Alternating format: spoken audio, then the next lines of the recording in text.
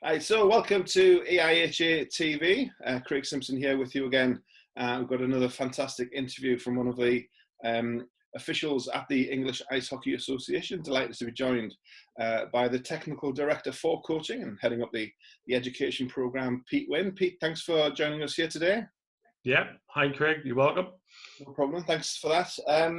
And people will have noticed, obviously, the last few weeks, a lot of things coming out from the education programme, and that's kind of been forced by the situation in the hockey world at the minute. Obviously, mid-March, I think it was, when the decision was to suspend the season and subsequently cancel the rest of the season up until the end of May. So, big change and something the education programme have had to adapt to.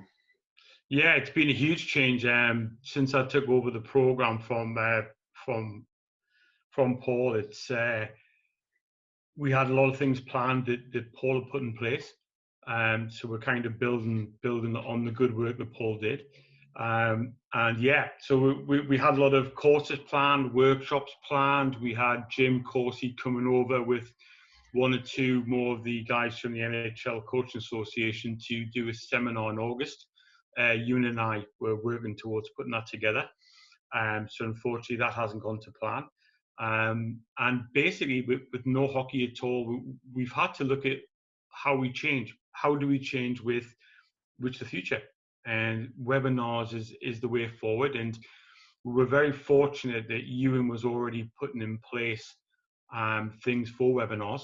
And the decision was made to do something we've never done before, and that was educate kids.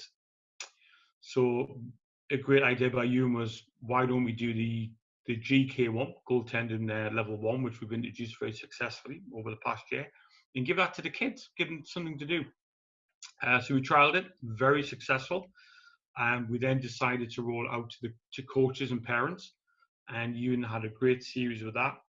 Jim's been fantastic. He's been a tremendous support as of the NHL Coaching Association, offering their time and their services. Jim's a great guy, fantastic presenter, really fun and engaging. His webinars have been fantastic. That then led into John coming on board for coaches with a real interest in technical view into triangulation. It hasn't stopped there. We've got some more. We've got another guy coming on who's going to come from Australia. It specialises in various fields of sport. And I think we've been successful in not just focusing on hockey-specific coaches. We're looking to bring in guys from around the world who coach in different sports. So that's going to be launching in the next couple of days. And we've also had a fantastic uptake with our recruitment this year as well. So this time last year, we had about 12 people in the program. I think now we're touching around about 30, 35 members on the team.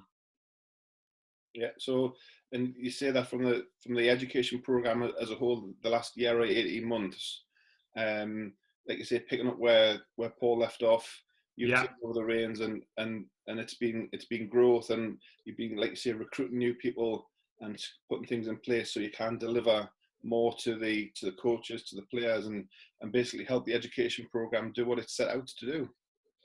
And to be fair, a lot of this is off the back of what Paul was building, and we've carried it on. I'm really lucky that I've got a fantastic leadership team that work under me in the regional technical directors. How have we changed it? We've gone from now, it's a hierarchy. So we have each region has a technical director. We then have 3 to 4 instructor positions within that area. We also have a head manager, a head CPO. We now have, with Alex Green coming on and the fantastic job he's done of recruiting some excellent guys into the strength and conditioning program. We've never had this before. So we're looking to have 2 to 3 strength conditioning coaches in each region as well. We also have a goaltending coach, which we never had before. I think the priority for me was working with Ewan was to really focus on the goaltending program, because it's something that's been neglected for years. Mm-hmm. We now have Ewan has 5 guys under his leadership team. S&C coaches, we did some recruitment. We've had some fantastic candidates that have come in, not just hockey, but one or two from other sports, which is going to be really beneficial. Yeah. Alex will be doing a press release in the next few days, just with a quick bio of some of the guys we've had. We've been lucky to get some good hockey guys in as well. Kev Phillips has come on board, and Kev's got just fantastic background with hockey. National team player, elite league. He's also been through the conference, the GB programs. He knows what it takes. Yeah. Rupert Quinney's come on board as well. So yeah, there's some great guys going to be announced on that. So we've really expanded the program. We're looking to take some more people on board. The next stage will be power skating coaches. It's a passion I have. It's something that's been lacking in the UK probably for over the past 15 years. There's a lot of hockey schools that develop it. Myself as one with mine, but it's something that I think that as a nation we really need to improve is our skating program. So I'll be advertising in the next few months for regional power skating coaches as well. Yeah. So what people possibly don't expect from the education program, they say that you deliver the coaches qualifications, you do the managers qualifications, and they think that's it. But now obviously you're getting more down into the skills coaching. You see Alex with strength and conditioning, and specific things like the goaltending, which has been the big success of the last year or so. It's been a huge success. So the launch of GK1, which is for goalie coaches, we'll also launch in the GK2 next year. And in the next 2 years, we'll be launching a GK level 3, which will be for advanced goalie coaches. So there's so much in the pipeline that we have at the moment. The other thing as well is the regional directors are now going to be, with the backing of Andrew Miller, our new director, is we're going to have the opportunity to help work with conference coaches. We're going to be working with the NTP program in mentoring and developing their coaches further. We're also going to be reaching out to clubs. We'll be also running a webinar for head coaches, which myself and the regional directors will be doing. More of a hot story Q&A session for guys. Planning. How do we help support clubs going forward? And we'll also be able to look at how do we help support clubs going forward with an exit strategy for COVID-19. Yeah. And we had Jim on a couple of weeks ago. He spoke to myself and you, and that was one of the things he mentioned. You've got players who were right in the middle of their season, coming towards the business end, and they've now basically had to stop for, currently it's 8 weeks. Who knows when it's going to be? And when the ice rinks open again, and when they are able to start skating, it's going to be kind of, I think Jim said it was starting from like absolute scratch. Yeah. Because it's not just a summer recess. It's been a whole kind of shutdown. Can't skate at all. And I know people have done things on Facebook and things. You say they're doing skills things. They're doing stick handling. They're doing some running. I've seen the roller skates are out again. The rollerblades are out. And it kind of you replicate it as much as you can. But skating is so unique and so, particularly on ice. That's what I mean. Ice skating, so precise and so a specific skill. You can only do that once the ice rinks reopen. You can, and to be perfectly honest with you, with the improvements in the technology in inline skates, there is 80% you can do off ice now. Inline is a massive thing. I'm involved in it myself as well, and a lot of kids who play GB in England and conference are now in the inline sport again. And that's another thing we're looking at. We're looking at linking up with Bishop and helping them out as well. It's a sport where I think some coaches are a little bit naive to think that it damages the player's skating ability. However, I've managed through social media to put some great posts on there with some NHL players who came directly from inline. Yeah. So it's something that we're looking to do, and it can also support them in their game development. They can go from playing an average in junior hockey to about 14 to 20 games. If they get involved in inline, they can be playing anything up to 50, 60 games a year. So it's a huge potential for us as an ice body to start developing player and coach IQs and getting them involved in cross sports. It's what we need. We need to be cross sport developed. Yeah, and there is some of the crossover with the skills as well, particularly the stick handling, or whatever it is, stick, ball, whatever. Huge. The handling, huge. there is the crossover there where you can, and a coach in one sport doesn't necessarily have to stick with that sport. They can go ice, inline. I know there's ball hockey as well, which is obviously, I know some of Yeah, the huge. NHL players have used that before, and a lot of I've seen National League players and women's players have been involved in ball hockey. So Yeah, a lot of floorball, sports everything. that, yeah. So there's the transferable skills, and it's like you say, it's reaching out and being kind of inclusive rather than kind of insular, which is possibly what Yeah, things have been before. yeah. It can only help to benefit our sport at the end of the day. Yeah. So you mentioned the recruitment of instructors. We've got an announcement coming up. I think it'll by the time this interview goes out, it'll already be online. Do you want to talk about that one? Yeah. So we've made a recruitment for the Southwest region for Andy Linton's team. So Andy Linton is the regional technical director for the Southwest, and we've taken on Ali Emery from the Guildford area, women's player, really good pedigree. She's played GB World Championship. She's played Premier. She's also into sports rehabilitation. She's a lecturer at university. And the one thing that struck me really is she actually works in the same program as I do with the British universities. She's the assistant coach in the GB women's team. Mm-hmm. And I was really impressed with her attitude and a take on the sport, a passion and a drive. Yeah, and I just think she's going to be a real key asset to us going forward.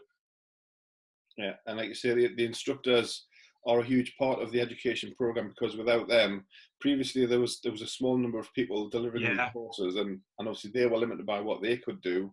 So now that you increase your network, you can deliver more, which means more coaches get educated, they educate more players, and it becomes a big self-fulfilling prophecy, doesn't it?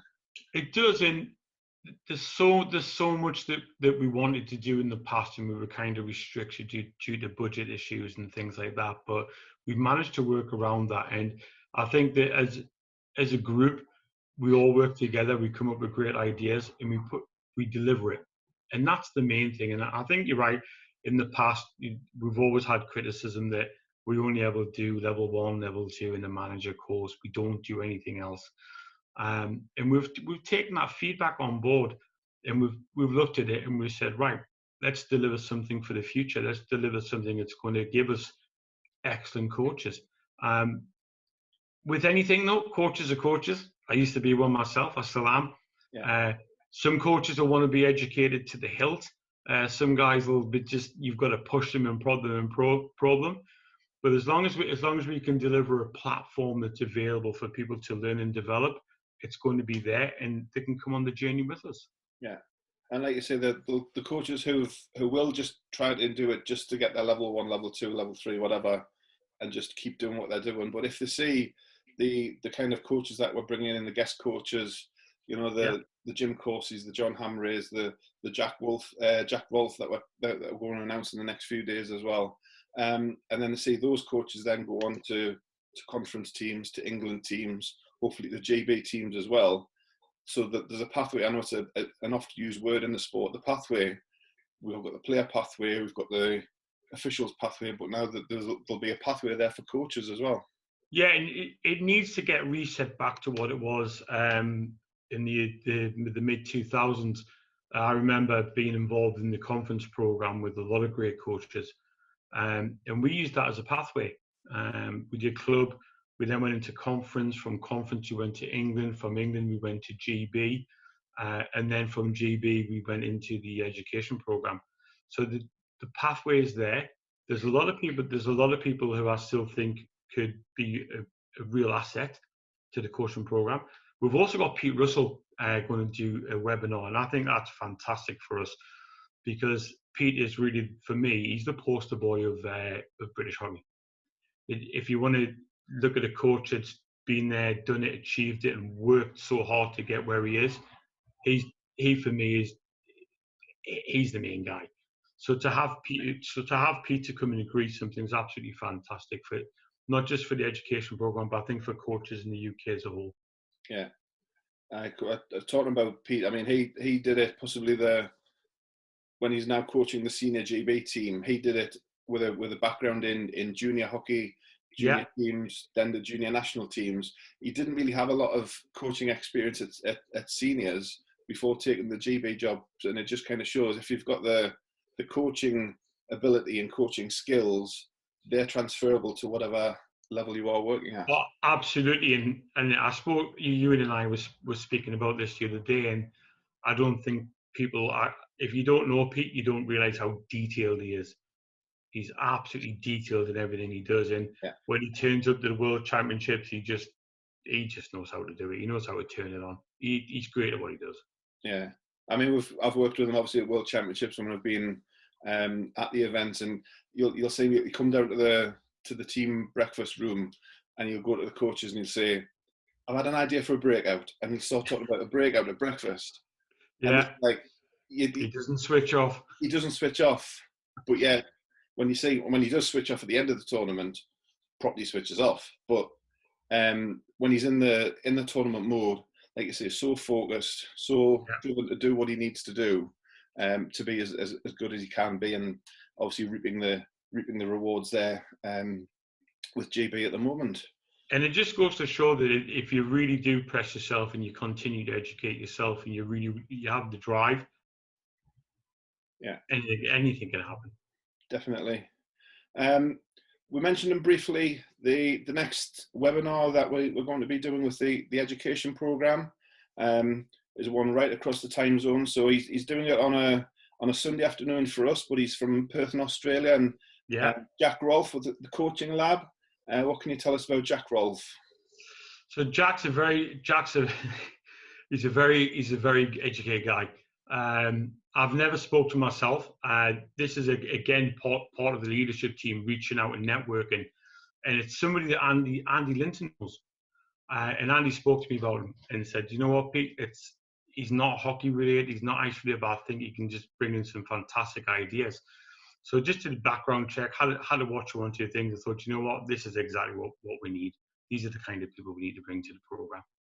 Yeah, and the session will be called Unleashing Creativity. So I'm looking forward to being on that. Yeah, so that's half the battle, I suppose, for coaches. If you're delivering something, it's finding new ways to engage with. If it's kids, if it's adults, whatever your audience is, engaging with them to make sure your message gets across. And if it's a creative way, he uses games and things like that to get his message across. And if it works for you and gets your message in, all power to you. It is, and I have to also reach out and say thank you to the coaching membership as well, because looking at the attendance on some of the webinars we've done, we've had some great coaches on there. Some guys that are coaching semi-pro, pro, down to junior coaches, women coaches. We're really getting buy-in off people now. So it was interesting looking down the list the other day and seeing Slava Kulikov on there, Aaron Nell, Rocket Ron was on, a lot of guys. It's good that we're getting these guys on there. It shows that they're interested in what we're doing.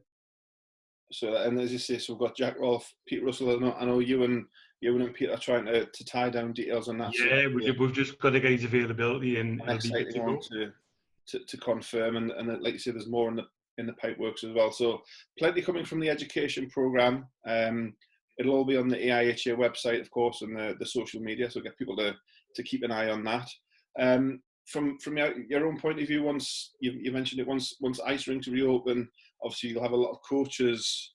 I know we talked about it at the top as one of the basics that the education program does, the coaching certification. So that'll be a big start once the ice rinks open, and we know when the season's going to start. There'll be a big push for things like that again. Yeah, there will, and a lot of it, there'll be a lot of dispensation going around. But because we've been offering so much in the way of development through the webinars, a lot of it goes towards points theory certification as well. Yeah. So the more you attend, the more points you get. Level ones, we're looking at delivering these, and level twos, and how we deliver these as modules going forward. It's a bit more work. It's a bit more fiddling we've got to do, but we're working on it at the moment. We're working on a new managers course. We're also working on a new off-ice officials course. Yeah, there's a lot going on. We're looking at workshops continuing throughout the year with webinars.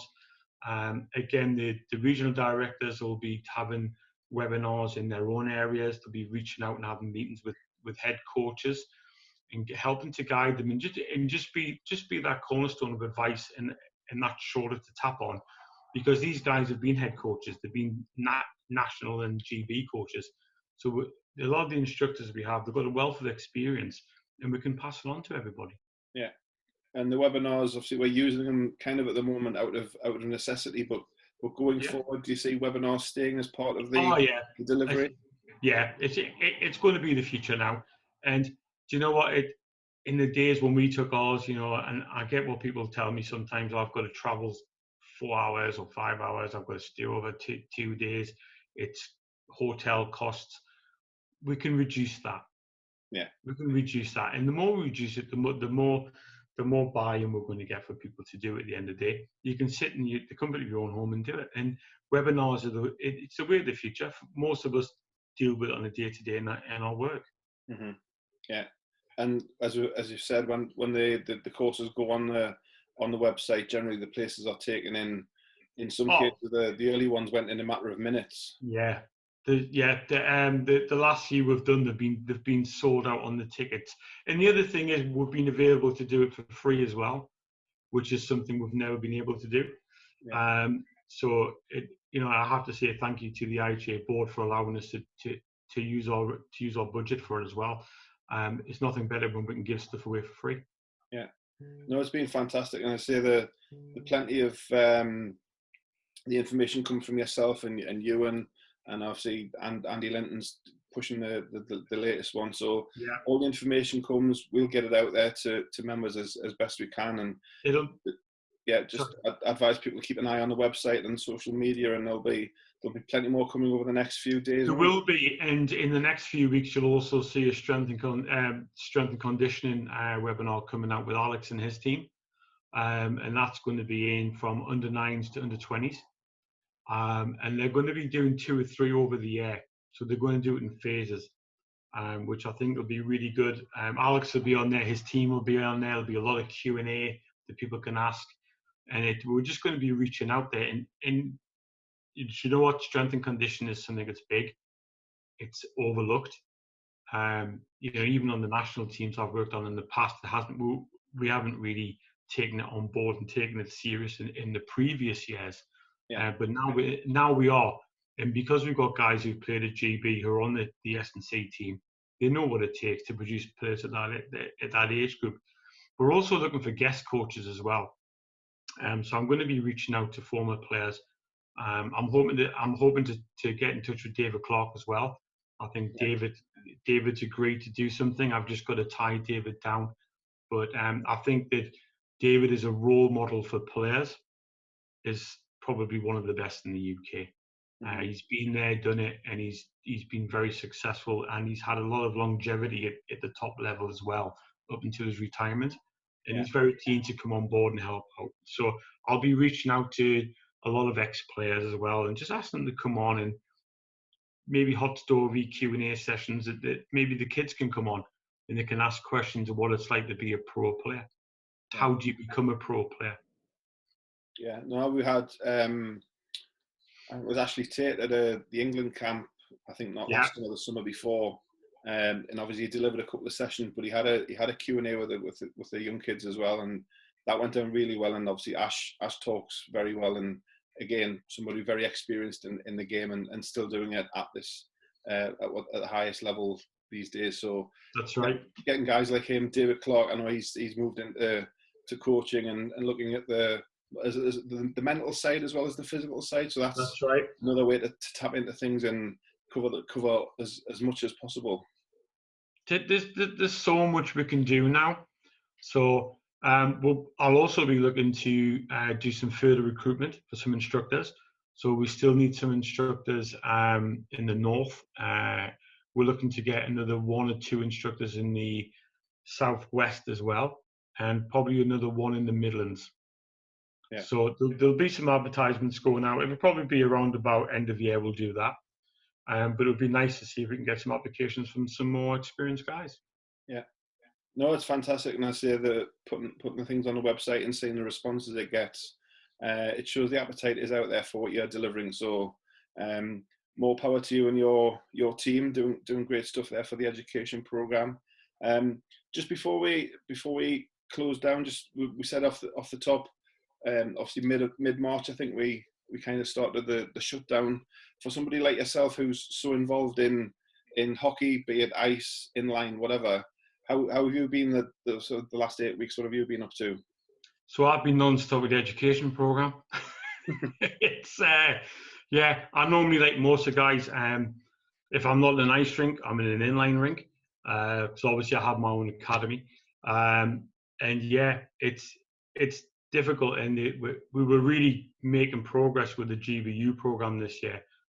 We were making great strides with that, and that's all been knocked on the head. So interestingly enough, it's how do we still motivate a GB program in lockdown? Yeah. We still have the players have regular meetings. Our S&C guys set them challenges that they have to rise to. We've got a webinar coming up as a squad where we're going to be talking through tactics for the World Student Games if we ever get to go to them. Mm-hmm. Yeah, so it's just finding different ways to keep busy and to keep in touch. But with what we've been doing with the EP program, it's really kept me busy lately. Excellent. Well, appreciate your time here tonight. Obviously, we'll look forward to the news coming out regarding the webinars and the future developments. So it's been great talking to you, Pete. Thanks for your time, and thank you very much, Craig. Yeah, and you and the family stay safe, and we'll see you soon. You too. And thanks to everybody. Keep going on the webinars, keep getting involved, and the more you do, the more we'll put on.